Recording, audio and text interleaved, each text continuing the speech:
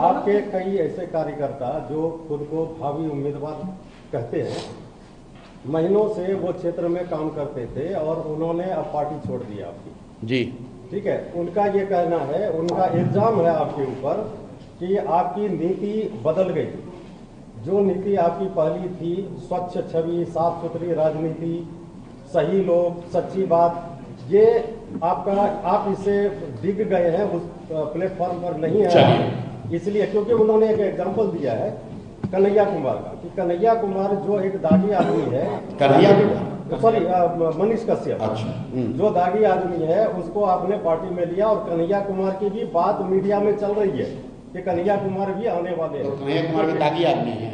अच्छा, चलिए आप ही की बात से शुरू करते हैं। कम से कम आपने ये तो कहा कि पहले हमारा रास्ता ठीक था, इतना तो मान रहे हैं। जो छोड़ कर गया ये भी इतना तो मान रहा है कि हमारा रास्ता ठीक है। अब उनको लग रहा है कि हम रास्ता छोड़ दिए हैं। तो भाई अगर रास्ता छोड़ दिए हैं तो आज आप ये बताइए कि जनसुराज, साल भर पहले जितने लोग जनसुराज को पूर्णिया में जानते थे या जितने लोग जनसुराज से जुड़े थे, उससे आज ज्यादा लोग जानते जुड़े हैं या उससे कम लोग जुड़े हैं?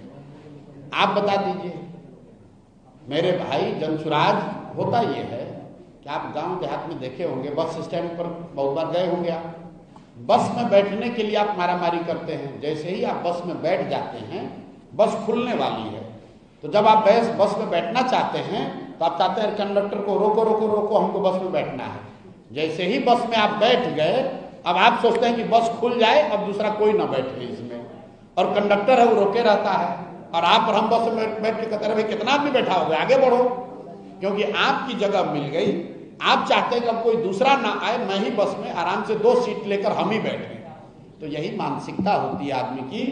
जो लोग राजनीति के जरिए राजनीति कर रहे हैं वो आ गए जनसुराज में। वो चाहते हैं कि तरक्की तो हो लेकिन कंपटीशन ना हो, कोई दूसरा ना आए, कोई दूसरा दावेदार ना आए। ये तो भाई संभव नहीं है। जिस दिन अब आ रहे हैं मनीष कश्यप पे, आपने कहा मनीष कश्यप दागदार आदमी है। किस तरीके से दागदार है? कुछ लोगों ने कहा कि यूट्यूब पर उनके स्टेटमेंट हैं। तो भैया यूट्यूब पर तो नरेंद्र मोदी जी का स्टेटमेंट है। नरेंद्र मोदी का भाषण सुने थे ना लोकसभा में, उनको किसी ने कोई कार्रवाई किया?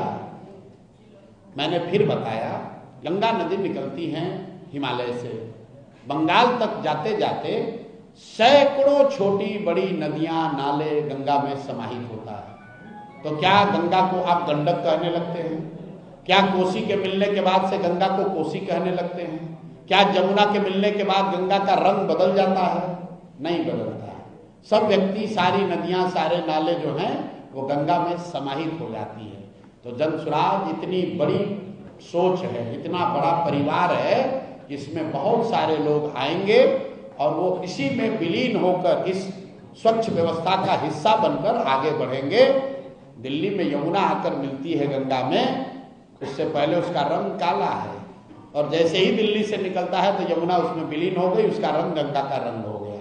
ठीक है, आप हरिद्वार जाएंगे तो गंगा का जो उद्भव है, 7 अलग अलग नदियां आती है, अलकनंदा है, भगीरथी है, अलग अलग नदियों के पानी का रंग अलग अलग है। लेकिन जब हरिद्वार में जब वो आती है नदियां, वो सब गंगा हो गई। तो जनसुराज वो बड़ी व्यवस्था है जिसमें हर वो व्यक्ति जो बिहार को सुधारने के लिए अपना योगदान करना चाहता है, वो चाहे किसी भी पृष्ठभूमि का हो, चोर बदमाश हो तो उसको नहीं लिया जाएगा, लेकिन अगर वो गरीब घर का है, अगर उसके पिताजी विधायक नहीं है, वो किसी बड़े बाप का लड़का नहीं, ये हम लोग के यहाँ किसी को एक्सक्लूजन का क्राइटेरिया नहीं है। अगर कोई मार्ग से भटका हुआ व्यक्ति वापस आकर सही रास्ता पकड़ना चाहता है तो हम लोग की जिम्मेवारी है कि उसको सही रास्ता अपनाने में मदद की जाए, उसको छोड़ न दिया जाए। तो वॉशिंग मशीन जनसुराज में भी आ गया। ये वॉशिंग मशीन नहीं है, आप बात नहीं समझे। अगर आप गांधी को जानते पढ़े लिखे हैं, गांधी को आपने पढ़ा है, तो ये गांधीवाद है कि अगर कोई व्यक्ति अपना रास्ता रियलाइज करे कि मेरे से गलती हो गई, तो ये चाहे आप गांधी को मानते हैं तो भी ये गांधी का रास्ता है, अगर आप सनातन को मानते हैं तो भी ये रास्ता है, अगर आप इस्लाम को मानते हैं तो भी ये रास्ता है क्योंकि हर व्यक्ति को सुधारने का, प्रायश्चित करने का अवसर मिलना चाहिए, अगर वो ईमानदारी से अपनी गलती मानकर सुधार करना चाहे। अब अगर वो जनसुराज में आने के बाद भी गलती करेगा और तब हम लोग कार्रवाई नहीं करेंगे तो आप जरूर उंगली उठा सकते हैं।